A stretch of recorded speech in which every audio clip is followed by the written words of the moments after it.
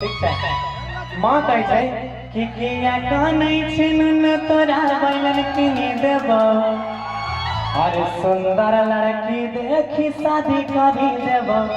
नुनु चुप चुप रे नुनु चुप चुप, नुनु चुप चुप, नुनु चुप चुप। तब हमें उठाबै छियै, तब हमें हाथ उठेला। आगे शादी में हमें चार चक्का गाड़ी लेबो। जितने लोग हाथ खड़ा कीजिए, कितने लोग सुने हैं इसको? क्या बात है, आई लव यू आप सबों को। ऐसे कल कहे आगे शादी में हमें चार चक्का गाड़ी लेबो। गाड़ी पर बैठी के हाथ में बाजे शवर, के हाथ में फूक हर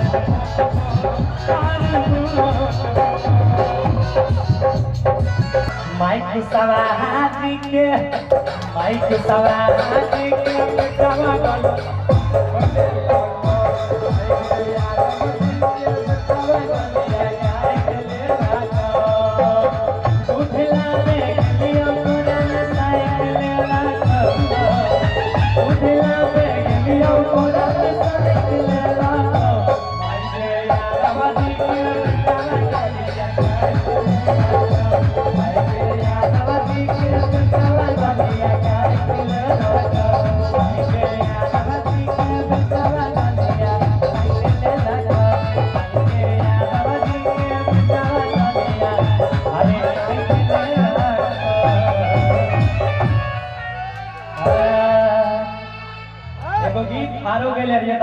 बाप रे इतना डिमांड है कि भेलो गामे गामे सोरे, कहाँ कही रानी भोरे।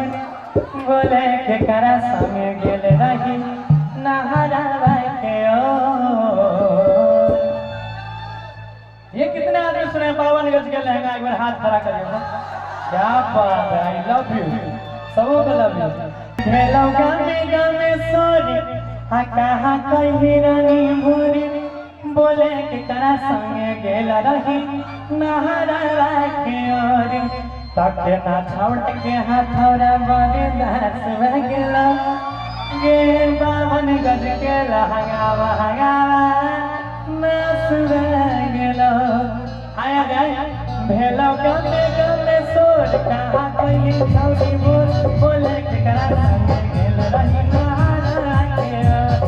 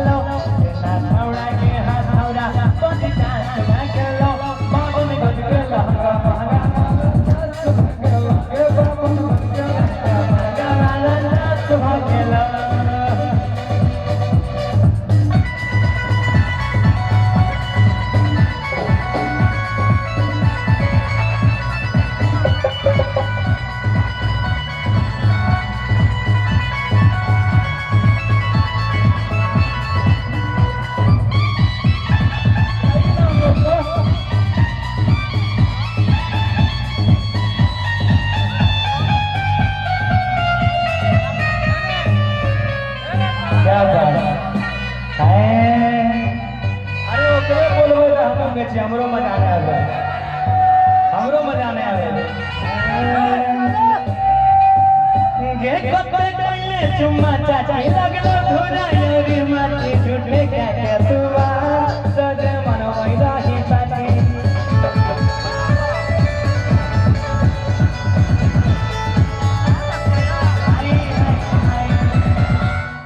अभी तक कोई छेड़े नहीं करा, हमरा अपने कहा पड़ते। कल गए गे कते कइले चुम्मा चाची लगलो धुरा योरी माटी। झूठे क्या के तू बहाना रोजे मन वैदा ही पाटी।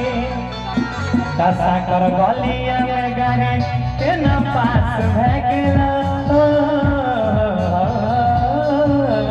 साकर गलिया में गाड़ी के न पास भगलो। साकर गलिया में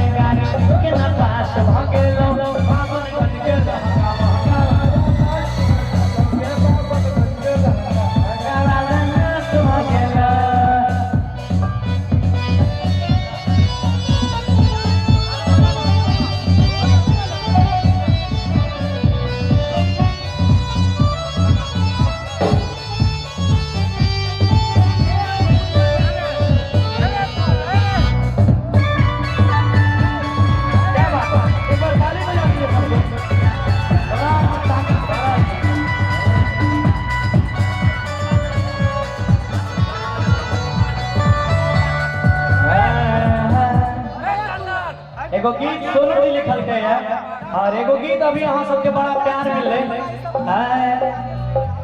कि डीजे के धुन में रानी सब भूल गेलै रे आ कमर हिलाबै में लहाया खुल गेलै रे ओकर बाद कि किया कानै छिनलु तोरा बैलून किने देबा। इस गीत को हमारी माताएं बहनें भाई सब आदमी प्यार दिल गए और मुश्किल से हमरा लगे छे यहाँ एगो गीत होते मिथिलांचल में जे अश्लीलता से मुक्त है और भी बहुत गीत है हमरा एमे खोपा बंद रहे था सब आदमी वीडियो में देखले हो खोपा बंद न रहे आज तक काजल ताजल लगा के शूटिंग कराए लेके हाफे पेंट में शूटिंग कराए लेके लेकिन गाना बड़ा सुंदर गेले।